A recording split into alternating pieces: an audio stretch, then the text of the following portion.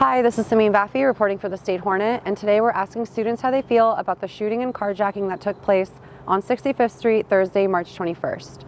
The tragedy unfolded at the light rail station, which is central to many student housing buildings nearby.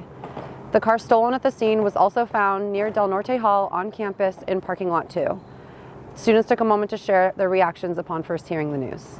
He just came banging on my door. He was sweating. I was like, bro, what's up? He was like, bro, I just ran from the light rail station to Target. I was like, bro, why? He was like, the shooter was like 6 feet apart from him.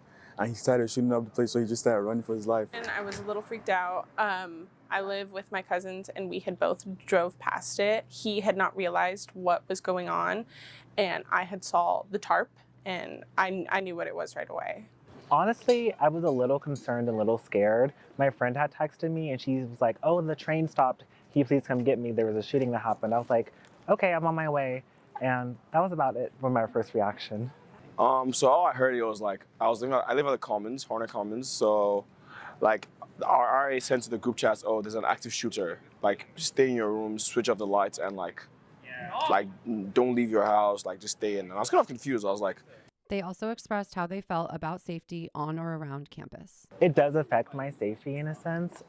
I am concerned in a way. However, I do know that this is a part of life, unfortunately, and with just so much tensions that are going on in the world, especially with gun violence, this wasn't something that was necessarily unexpected, but just hearing about it coming so close to campus was a concern of mine. Also, considering the car was found here was another concern. It does concern me because the fact that we did have the shooter drill, what was it, perhaps a week before, and then here it is so close to here. I mean, we really don't know if it's a question of when something similar is going to happen here at Sac State, especially given the climate in general.